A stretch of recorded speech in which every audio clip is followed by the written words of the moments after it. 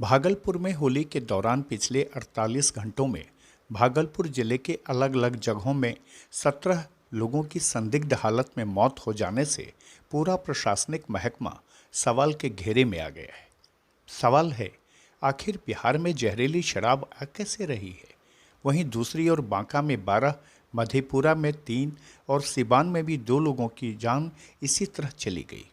इन सब की मौत ने सरकार के सिस्टम पर सवाल खड़ा कर दिया है कि इतनी चौकसी और सरकार के हेलीकॉप्टर से ड्रोन तक आखिर क्यों फेल हुए कि एक होली के दिन जहरीली शराब ने बिहार में मौत का तांडव मचा दिया।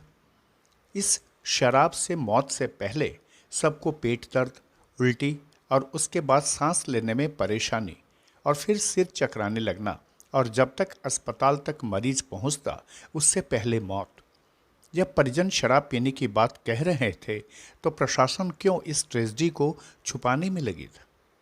क्या शराबबंदी कर नीतीश कुमार ने कोई गलती की या प्रशासनिक अमला चाहता है कि सरकार दागदार हो जाए? कोविड के प्रकोप झेलने के 2 साल बाद होली का रंग चढ़ा ही था कि पूरे राज्य को शराब माफिया ने जहर परोस कर मौत का तांडव मचा दिया। जहरीली शराब के इस दाग से सिर्फ भागलपुर ही नहीं, भागलपुर के अलावे कई शहरों के शमशान में एक साथ लाशों का अंबार लग गया। एक साथ कई लोगों की संदिग्ध मौत से प्रशासन के सिस्टम पर सवाल उठ रहे हैं।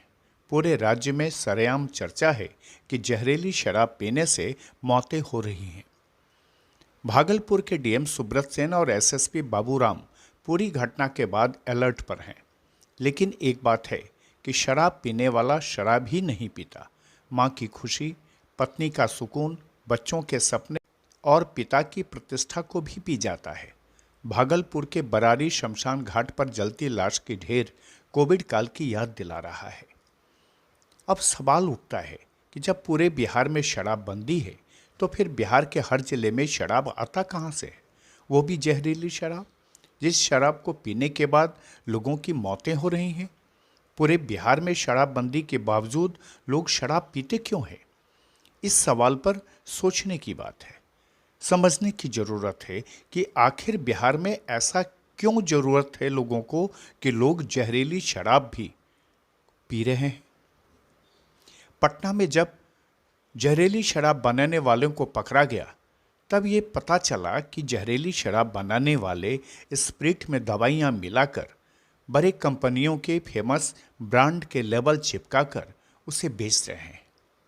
आखिर ये जहरीली शराब बिहार में ही अगर बनाई जाती है तो सरकारी अमला और उसका ड्रोन, उसका हेलीकॉप्टर क्या कर रहा है? भागलपुर में होली के दौरान पिछले 48 घंटे में भागलपुर जिले के अलग अलग जगहों में 2 दर्जन से अधिक लोगों की संदिग्ध मौत हुई है। अरे वो पेट में दर्द हुआ, अचानक बहुत ज्यादा हो गया। अच्छा, उसके बाद हॉस्पिटल लेके गए। कौन सा हॉस्पिटल लेके गए? यही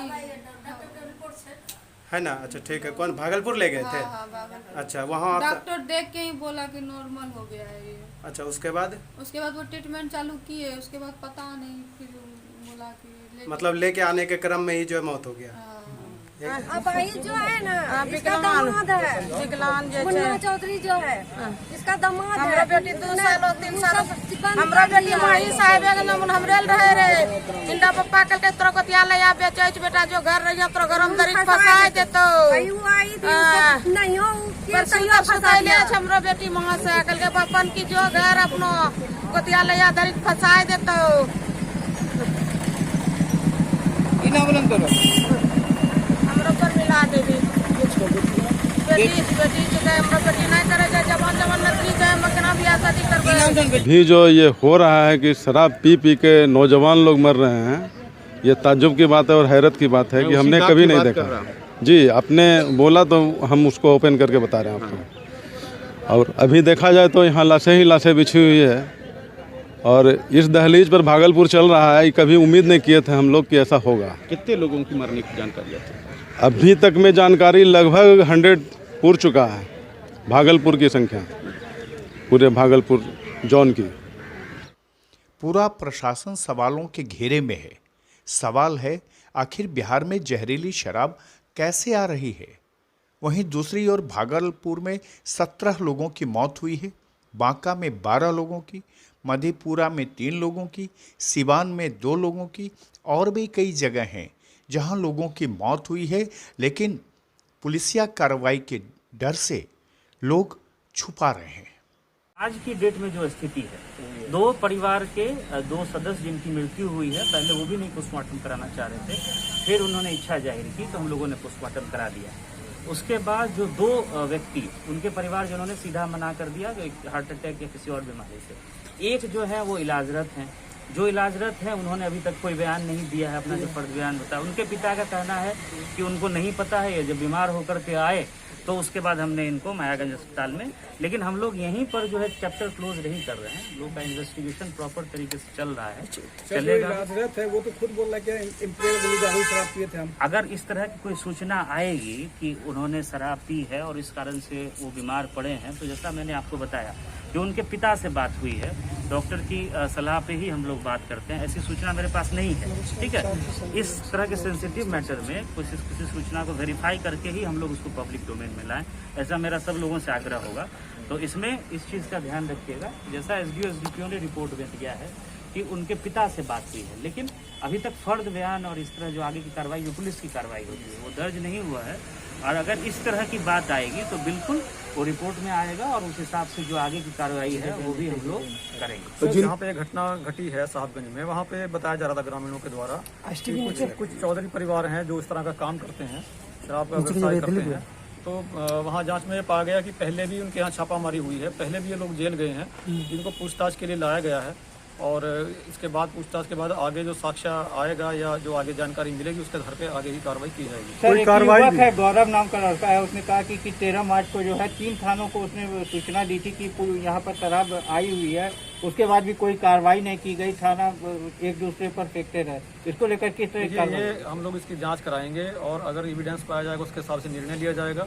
कभी कभी ऐसा माहौल होता है जहाँ पर कुछ मामले को बढ़ा चढ़ाकर भी इस तरह के आरोप लगाए जाते हैं, अगर सच्चाई होगी तो जरूर कार्रवाई होगी।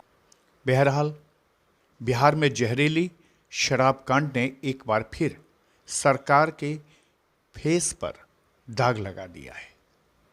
बिहार के मुख्यमंत्री नीतीश कुमार लगातार शराबबंदी को लेकर प्रशासनिक अधिकारियों को शपथ दिला रहे हैं, पुलिस अधिकारियों को शपथ दिला रहे हैं, लेकिन बिहार में शराब रुक नहीं रही है। आखिर इसके पीछे कौन सा वो नेटवर्क है जिसको तोड़ पाने में सरकारी अमला विफल है? खुलासा के लिए भागलपुर से रवि कुमार की ये खास रिपोर्ट।